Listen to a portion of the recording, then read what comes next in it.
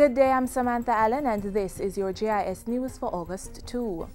The nation's leaders are urging Jamaicans to be inspired by the achievements of our ancestors to promote emancipation and freedom in all aspects of modern life.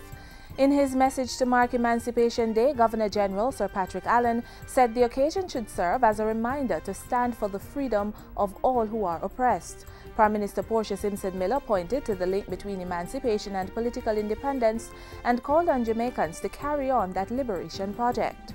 We must actualize our emancipation. We are still a nation on a mission, and so we have to acknowledge our uncomfortable truths and then find solutions to them. We must take with us the best of our past, the strength and convictions of the present, in order to achieve the promise of the future. Opposition leader Andrew Holness echoed the sentiments, arguing that our freedom was indeed not free and must never be taken for granted. It is a duty of all Jamaicans to zealously guard our values and principles which form the basis of our free society, as established in the work of our national heroes and founding fathers. Nigerian President His Excellency Dr. Goodluck Jonathan and First Lady Dame Patience Jonathan arrived in Jamaica Thursday morning for a two-day state visit. President Jonathan received a guard of honor and royal salute on his arrival at the Norman Manley International Airport. Nigerian nationals based in Jamaica were also invited to the airport as part of the welcome celebration for the Nigerian president. Following his arrival, he addressed a special joint sitting of both houses of parliament. Members of parliament and senators who have served since 1962 were in attendance. Prime Minister Portia Simpson Miller and Dr. Jonathan will be holding bilateral discussions, while courtesy calls will be paid on the Governor General and the Leader of the Opposition. Dr. Jonathan, who is on his first state visit to Jamaica in commemoration of the island's 50th year of independence, is also expected to attend a number of cultural activities, including the Jamaica 50 Jubilee Village at the Independence Park Complex. Dr. Goodluck Jonathan was sworn in as the President of Nigeria in May 2010. The Agriculture and Fisheries Ministry is looking to tap into the export earning potential of the local cattle industry, specifically its genetic material. The ministry's Chief Technical Director, Dr. Mark Panton, says the goal is to satisfy the demand for genetic stock from Jamaica's 4 indigenous cattle breeds, the Red and Black Poles, Brahman and Hope. Dr. Panton says a number of countries, including Australia and New Zealand, have expressed interest in the local breeds. He says based on the demand, there is scope for the creation of an overseas market for genetic material, which could generate significant foreign exchange earnings for Jamaica.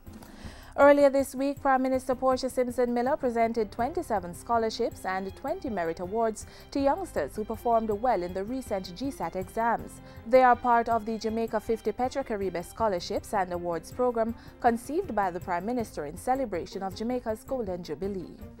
And so you, the Jamaican 50 scholars, our young achievers, have an important role to play in nation building.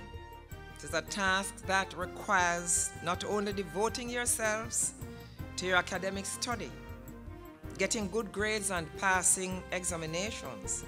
Equally important, it calls on you to embrace those values that will make you a person of good character, a model citizen.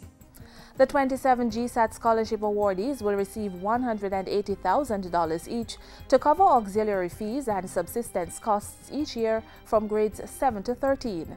30 graduate and undergraduate students are to receive tertiary scholarships at a later date. And finally, Youth and Culture Minister Lisa Hanna says government recognizes the need for a performing arts center that can hold more people than the current capacity of the National Stadium. She was speaking against the background of the high demand for tickets to the Independence Day Grand Gala at the National Stadium. We have to have a mechanism for a bigger stadium and a performance arts center that can hold more than 28,000 people.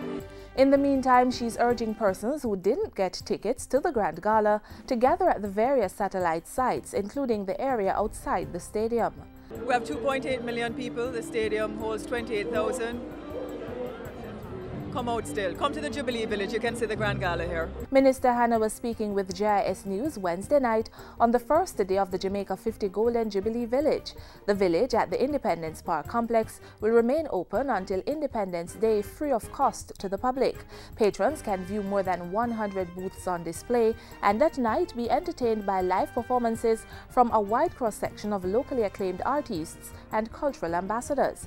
On tonight is Mellow Go Round inside the National Indoor Sports Center. And that's it for JIS News today. I'm Samantha Allen. Thanks for watching.